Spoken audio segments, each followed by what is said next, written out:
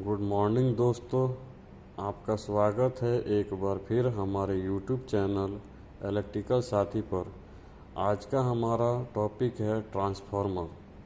आज हम इसके बारे में डिटेल से चर्चा करेंगे। ये टॉपिक हमारे जो नए इलेक्ट्रीशियन हैं उनके लिए भी इम्पोर्टेंट है और जो हमारे भाई ITI कर रहे हैं उनके लिए भी इम्पोर्टेंट है। तो दोस्तों वीडियो पूरा अंत तक देखिएगा, आपको अच्छे से समझ में आएगी।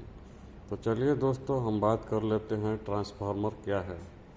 दोस्तों ट्रांसफार्मर केवल और केवल AC वोल्टेज पर चलता है, AC पर काम करता है। ये AC वोल्टेज के लिए ही हम लोग यूज करते हैं। इसको ट्रांसफार्मर को यूज करते हैं अपने वोल्टेज को कम और ज़्यादा करने के लिए। वो कैसे करते हैं दोस्तों? तो इसमें दो ऑप्शन होता है, स्टेप अप और स्टेप डाउन। दोस्तों स्टेप अप और स्टेप डाउन करके हम लोग वोल्टेज को कम और ज़्यादा करते हैं। अब हम लोग ये समझेंगे ये स्टेप अप और ये स्टेप डाउन, ये मतलब इसका काम क्या है, ये क्या करता है। इसके लिए दोस्तों सबसे पहले मैं एक ट्रांसफार्मर का डायग्राम बना लेता हूँ, उससे आपको अच्छे से समझ में आएगा और क्लियर समझ में आएगा। दोस्तों तो ट्रांसफार्मर का डायग्राम कुछ इस प्रकार है। दोस्तों ये हमारा ट्रांसफार्मर का एक डायग्राम हो गया, ये हमारा स्टेप अप ट्रांसफार्मर का डायग्राम है। अब इसके द्वारा हम समझते हैं ये स्टेप अप कैसे होता है और स्टेप डाउन कैसे होता है। तो सबसे पहले दोस्तों हम इसके वाइंडिंग के बारे में समझते हैं। ट्रांसफार्मर में हमारे दोनों साइड वाइंडिंग की हुई होती है, जिसको हम लोग प्राइमरी और सेकेंडरी के नाम से जानते हैं। प्राइमरी वाइंडिंग कौन सी होती है दोस्तों? तो प्राइमरी वाइंडिंग वो होती है जिसमें नंबर ऑफ टर्न्स, जो आप ये देख रहे हैं ये इसको टर्न्स मतलब ये कितना बार घूमा है। जो जिधर ये नंबर कॉइल के ज़्यादा घूमा होएगा वो हमारा सेकेंडरी वाइंडिंग होता है। जैसे इधर हम नंबर ऑफ टर्न ज़्यादा है तो ये सेकेंडरी वाइंडिंग हो गया। इधर नंबर ऑफ टर्न कम है तो ये हमारा प्राइमरी वाइंडिंग हो गया। ओके दोस्तों, अब आप सोच रहे होंगे कि ये कैसे स्टेप अप ट्रांसफार्मर हो गया। तो दोस्तों जो साइड में ये नंबर ऑफ टर्न्स ज़्यादा होएगा वो सेकेंडरी साइड होता है, जिधर नंबर ऑफ टर्न्स कम होगा वो प्राइमरी साइड हो गया।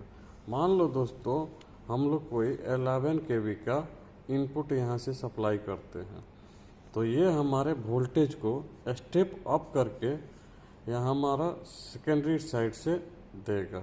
अब सेम इसका अपोजिट स्टेप डाउन ट्रांसफार्मर में ये नंबर ऑफ टर्न्स ये साइड ज़्यादा होंगे तो ये हमारा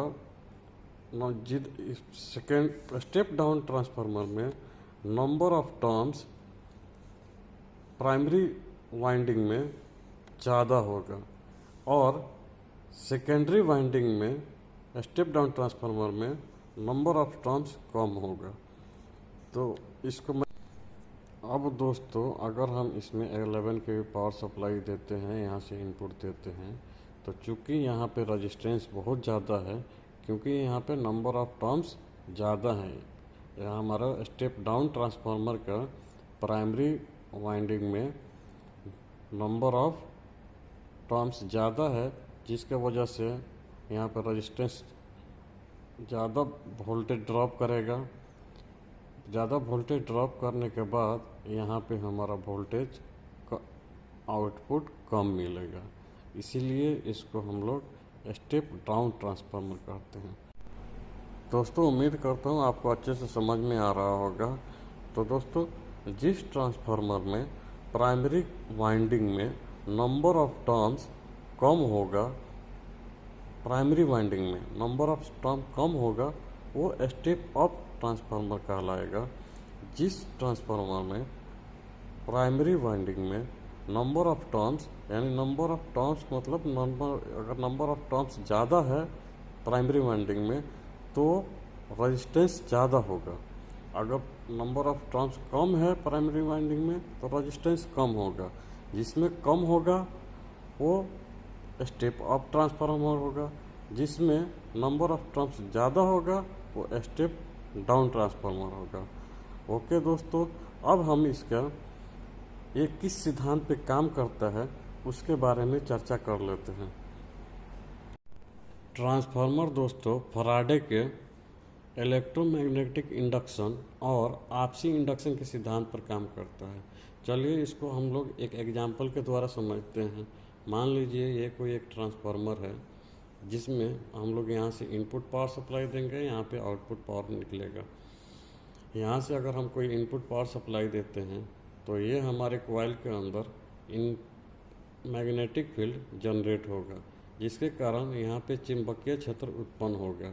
जो चुंबकीय क्षेत्र ये कोर के माध्यम से हमारे दूसरी कॉइल के ऊपर जाएगा, जिससे हमारा यहाँ पे इलेक्ट्रोमैग्नेटिक फील्ड उत्पन्न होगा, जिससे हमको आउटपुट मिलेगा। यही है फैराडे का सिद्धांत।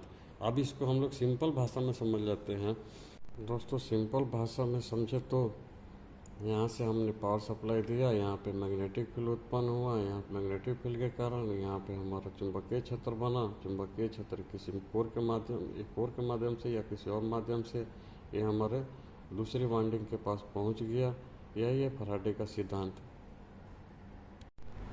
दोस्तों आज के वीडियो में हमने ट्रांसफार्मर से रिलेटेड बेसिक चीज़ों पे ही बात की, जैसे ट्रांसफार्मर क्या है, स्टेप अप ट्रांसफार्मर क्या है, स्टेप डाउन ट्रांसफार्मर क्या है और ये किस सिद्धांत पे काम करता है। इससे रिलेटेड आपको कोई भी क्वेश्चन हो तो हमें कमेंट कीजिए और हमारे चैनल को सब्सक्राइब कीजिए, वीडियो को लाइक कीजिए और हो सके तो शेयर कीजिए। धन्यवाद।